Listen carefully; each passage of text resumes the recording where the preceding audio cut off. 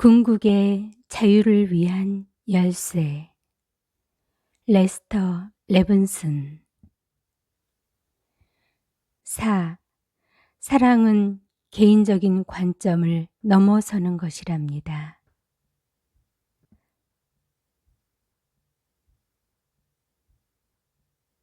당신은 세상과 싸움으로써 자유로워질 수는 없어요. 당신은 안으로부터 자유로워집니다. 낸시 시네트라가 토크쇼에서 여성 해방 운동에 대해서 어떻게 생각하느냐는 질문을 받았을 때 그녀는 그것을 이해할 수 없다고 말했죠. 그녀는 이렇게 말했어요. 자유는 개인적인 것이에요. 나는 왜 자유를 위해 싸워야만 하는지 모르겠어요. 그녀는 이미 자유를 얻었다고 스스로 느끼고 있었던 거죠. 그녀가 옳습니다. 자유란 당신이 개인적으로 성취하는 상태이죠. 여성들은 우리 사회에서 2등 시민처럼 행동하고 있어요. 많은 사람들이 그렇게 받아들이고 심지어는 그걸 알지도 못하기도 해요. 여성들이 2등 시민의 위치에 있는 이유는 그들 스스로가 자신을 그렇게 생각하기 때문이에요.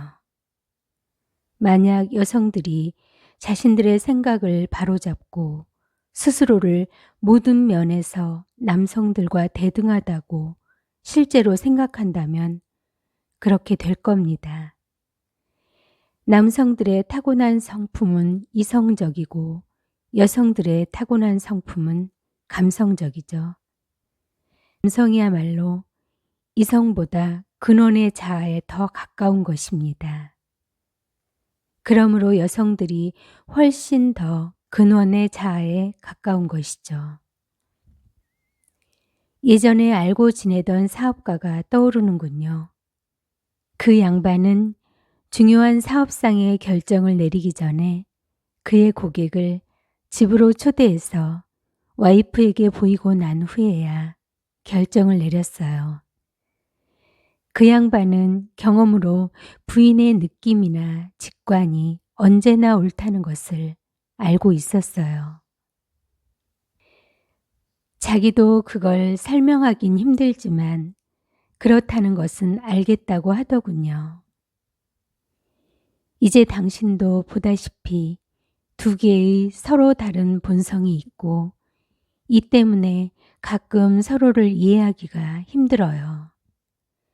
내가 같이 작업한 그룹들 중에 남자들은 항상 질문을 해대요. 그리고 그들은 영리하죠. 하지만 여성들은 거의 말을 하지 않지만 언제나 남자들을 뛰어넘어요. 여성들은 바로 느끼고 바로 경험해요. 여자들이 유리해요.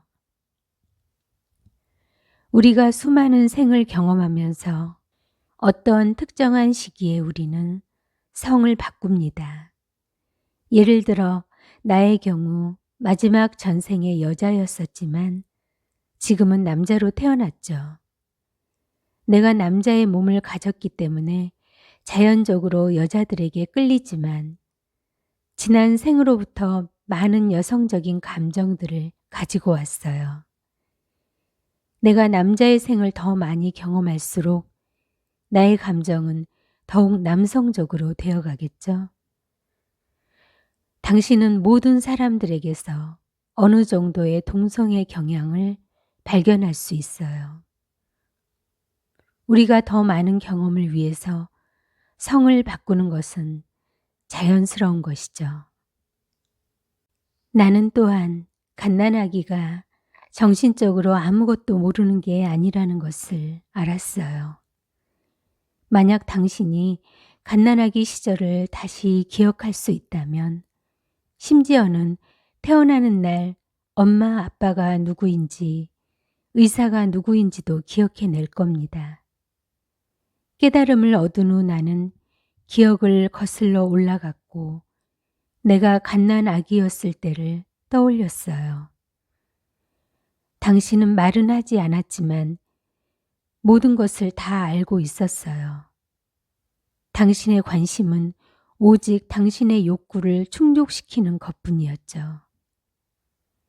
만약 엄마가 젖을 주지 않는다면 그저 엄마가 젖을 줄 때까지 우는 거죠. 나의 누나는 생후 6개월 후부터 말을 하기 시작했다나 봐요. 하지만 전 3살까지 말을 안 했어요. 그래서 모든 사람들이 걱정을 했죠. 그들은 내가 좀 멍청하다고 생각했었나 봐요. 하지만 난 말을 할 필요를 느끼지 못했어요. 나는 손가락으로 가리키거나 소리를 내므로써 원하는 모든 것을 얻을 수 있었거든요. 나는 그들이 왜 나를 걱정하는지 궁금해하곤 했었죠. 오늘날의 교육은 완전히 잘못되었어요. 우리는 무한한 존재에게 암기할 거리나 쑤셔놓고는 창조적으로 성장할 수 있는 아이들의 능력을 질식시키고 있어요. 당신은 해바라기에게 아름답게 자라나도록 가르쳐 본 적이 있습니까? 우리가 아이들에게 하고 있는 게 바로 이런 거예요. 우리는 아이들이 자신의 내적인 능력을 표현할 수 있도록 자연스럽게 성장할 수 있도록 허락해줘야 합니다. 이렇게 본다면 우리의 교육 시스템이 얼마나 제한적인지를 알 수가 있죠. 모든 약물들은 독입니다. 약물들이 당신을 육신에게서 밀어내고 당신은 육신의 무거움으로부터 해방되는 느낌을 가지게 되죠. 육신에 대한 집착을 놓아줌으로써 당신은 당신의 의식을 육체의식 너머로 확장시킬 수가 있습니다. 마리화나를 피우거나 다른 약물들을 사용하는 것의 해악은 그것들 없이도 당신이 할 수 있는 무언가를 그것들에게 의존하게 된다는 거죠. 지고의 상태를 경험하는 것은 우리의 자연스러운 상태이고 우리 자신이 스스로 성취할 수 있는 것입니다. 우리가 엑스터시를 느끼기 위해 마리화나나 다른 약물들을 사용할수록 우리는 그것들에 더욱 의존하게 돼요. 또한 우리가 약물보다는 스스로의 힘으로 해낼 때 우리는 약물이 주는 한계와 우리의 상상력의 한계를 넘어서는 경험을 할 수가 있어요.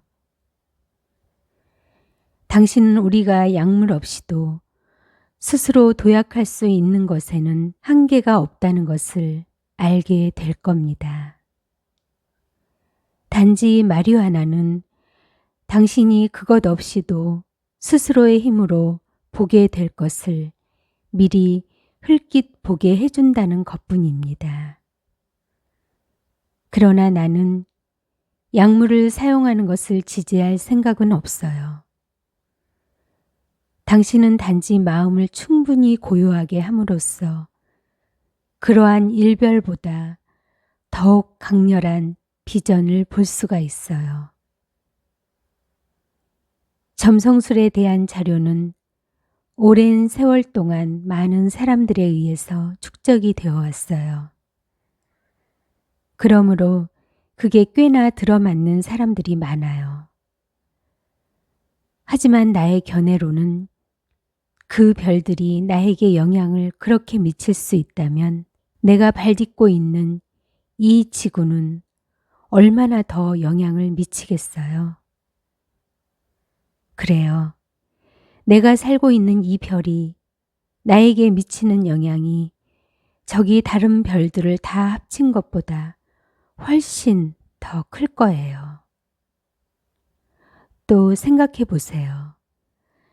저기 우주 공간의 흙덩어리들하고 나의 지성을 놓고 볼 때 어느 쪽이 더 똑똑하겠어요? 그 별들은 단지 물질 덩어리들일 뿐인데 그것들이 나의 지성을 결정할 수 있을까요? 나는 단호하게 아니요 라고 말할 겁니다. 이게 점성술에 대한 나의 태도입니다. 비록 지성이란 대개는 새로운 문제를 해결하는 능력 같은 걸로 정의되지만 난 지성을 행복해질 수 있는 능력으로 정의합니다. 사람은 무엇보다 행복을 원합니다.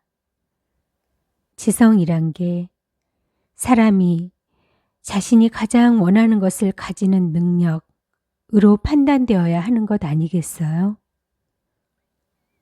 당신은 돌아다닐 때 차를 사용하죠. 하지만 당신은 나는 차입니다 라고 말하진 않잖아요.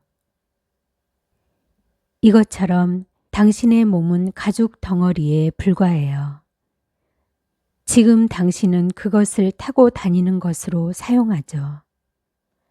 만약 당신이 나는 몸입니다 라고 말한다면 당신이 차를 타고 다니면서 나는 차입니다 라고 말하는 것과 다를 게 없어요. 나는 내가 원한다면 보편적 지성을 더더욱 많이 받을 수 있다는 걸 알았죠. 그리고 나는 생각과 벌어지는 사건들 사이의 관계를 조사해 보기 시작했습니다.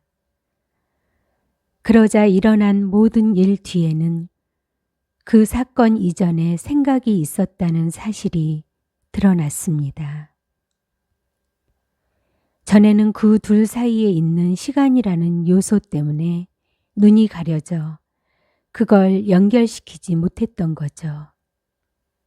모든 사건이 그 일이 있기 전에 생각된 것의 결과라는 사실을 알고 나자 생각만 잘 붙잡는다면 나에게 일어날 모든 일을 내가 의식적으로 결정할 수 있다는 걸 확연히 알게 되었습니다. 무엇보다도 나에게 일어난 모든 일은 세상이 나를 학대하고 있다고 생각한 나 자신에게 책임이 있다는 사실을 알았습니다. 돈을 벌기 위한 엄청난 노력과 결국의 실패, 그리고 모든 지난 세월이 나의 생각에 의한 거라는 사실을 알았어요. 내가 세상의 희생자가 아니라는 생각, 내가 원하는 대로 세상을 창조할 수 있다는 생각, 내가 생각의 결과가 아니라 그 원인이 될 수 있다는 생각은 거대한 해방과 자유였지요. 나의 탐구가 시작될 무렵 나의 병은 너무나 위중해서 무덤 속에 이미 한쪽 발을 들여놓고 있었습니다.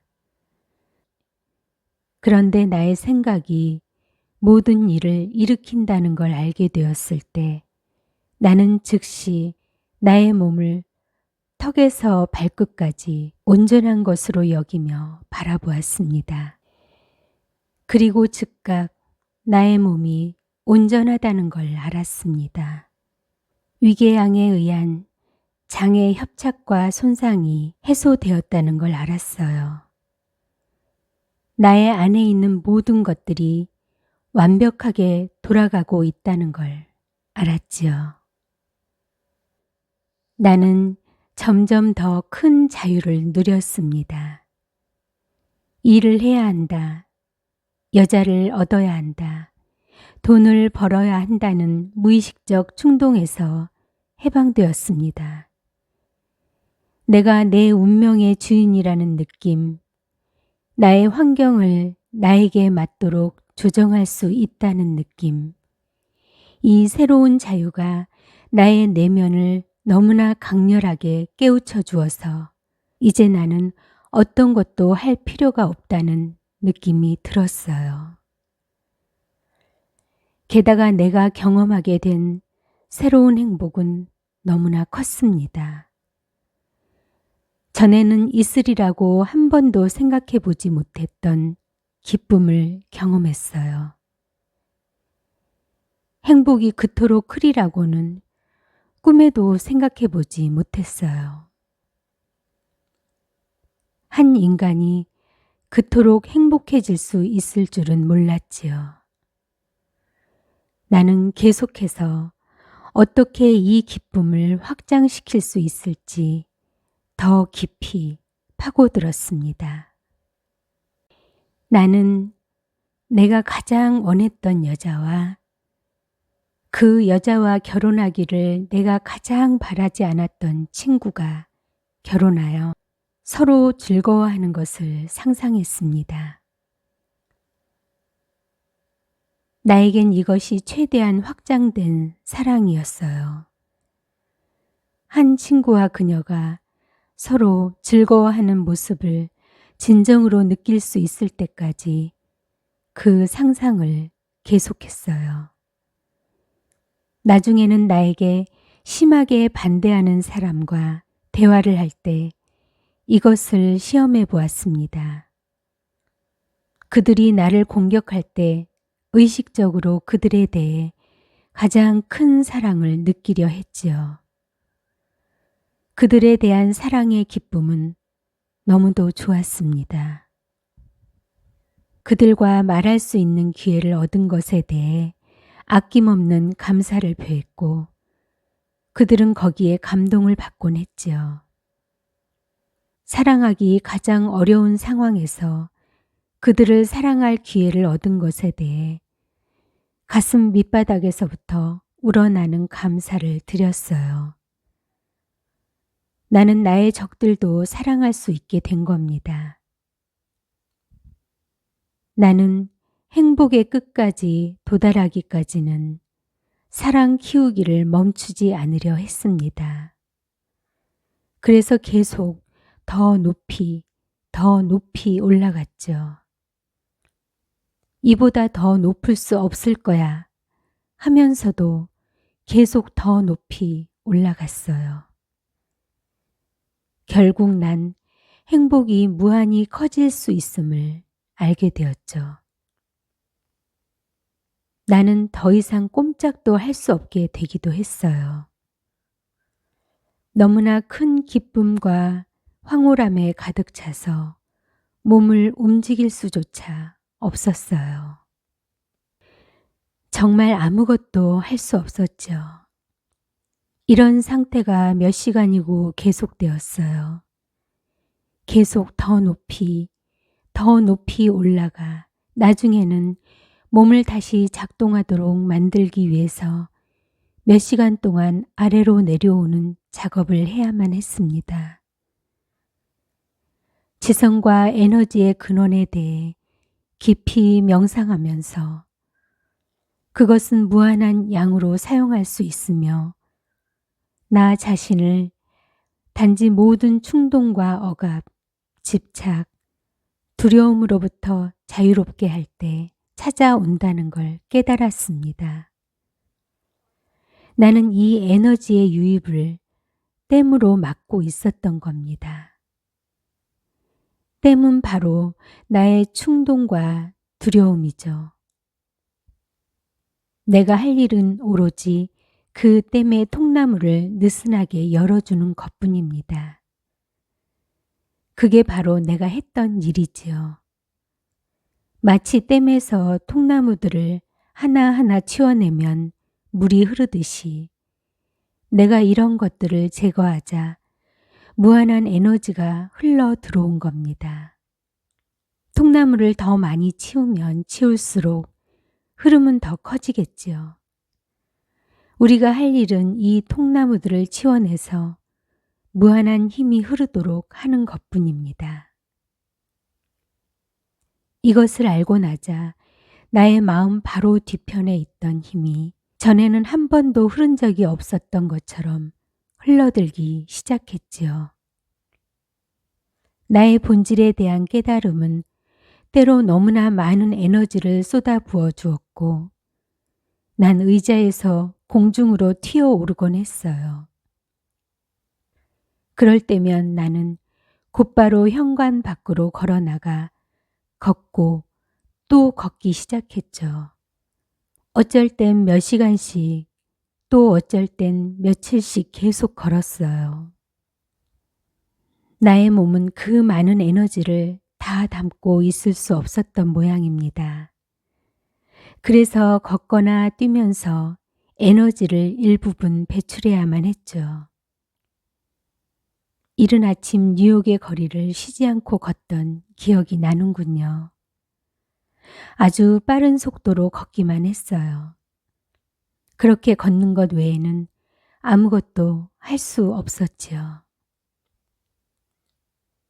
그 에너지는 너무나 거대해서 나는 어느 정도를 써버려야 했던 겁니다. 나는 이 모든 에너지와 지성의 근원이 근본적으로 조화로운 것이고 그 조화야말로 우주의 법칙이라는 걸 알았습니다. 그 조화 때문에 행성들이 충돌하지 않는 거고 매일 태양이 솟아오르며 모든 것이 저절로 돌아가는 것이겠죠. 나는 절대적인 물질주의자였죠. 만질 수 있는 것이 유일한 실제라고 믿었어요. 나의 세상에 대한 이해는 콘크리트처럼 단단했습니다. 그런데 물질은 지성이 없고 우리의 지성이 모든 물질을 결정한다는 걸 알게 되자 나의 단단했던 물질주의적 기반이 무너져 내리기 시작했지요. 그 견고했던 기반은 단지 나의 생각일 뿐이었습니다. 20년간 쌓아온 토대가 무너지기 시작했던 거죠. 그러자 나의 몸이 흔들렸습니다. 아주 심하게 말입니다. 여러 날을 흔들리기만 했죠. 꼭 신경쇠약에 걸린 늙은이처럼 몸을 흔들어댔어요. 내가 지녀왔던 세상에 대한 견고한 시각이 다시는 돌아오지 않으리라는 걸 알았어요. 그런데 그것이 편하고 우아하게 떨어져 나가지 않았던 겁니다. 며칠 동안 정말로 몸을 흔들어 댔어요. 내 생각에 모든 게 다 풀어 헤쳐진 것처럼 느껴질 때까지 말입니다. 그런 뒤에는 몇 달 전에 내가 가지고 있던 것과는 정반대되는 관점을 갖게 되었어요. 진정으로 견고한 것은 물질계도 아니고 마음도 아닌 훨씬 더 위대한 무엇이라는 거죠. 나의 진정한 본질, 존재 그 자체가 진리입니다. 그것은 한계가 없고 영원합니다. 이제껏 내가 보아왔던 나는 나의 전부가 아니고 최소한의 나였던 거죠. 전부의 나는 존재 그 자체입니다. 그렇게 알아차리자 나는 존재 그 자체가 되어 이렇게 깨달았습니다. 나는 이 제한적인 육체가 아닌데 그렇다고 생각했었군. 나는 한계를 지닌 이 마음이 아닌데 그렇다고 생각했었어. 나는 그게 아니야. 이제 다 끝났어. 바로 그거야. 라고 말하면서 나는 모든 몸의 제약과 거의 모든 마음의 한계를 풀어버렸습니다. 정말 그렇게 선언을 했습니다. 나는 몸과의 동일시를 던져버렸습니다. 그러자 나의 존재는 즉 모든 존재라는 걸 알게 되었어요. 그 전 존재는 하나의 거대한 태양과 같습니다. 그것은 물방울과 같은 낱낱의 몸으로 쪼개져 들어가는 게 아니죠. 모두 하나의 대양일 뿐입니다. 이 깨달음은 나로 하여금 모든 존재, 모든 사람, 심지어 이 우주의 모든 것들과 하나가 되게 했어요. 그러고 나면 분리와 분리에 의해 일어나는 모든 끔찍한 고통은 영원히 끝나게 됩니다. 그리고 그럴듯하게 보이는 세상의 한계들에 더 이상 속지 않게 되죠. 당신은 세상을 꿈으로 보게 됩니다. 당신의 존재는 한계가 없음을 알게 되니까요. 사실은 유일한 실제는 존재뿐입니다. 그것은 모든 것의 배후에 있는 진실하고 변함없는 무엇입니다.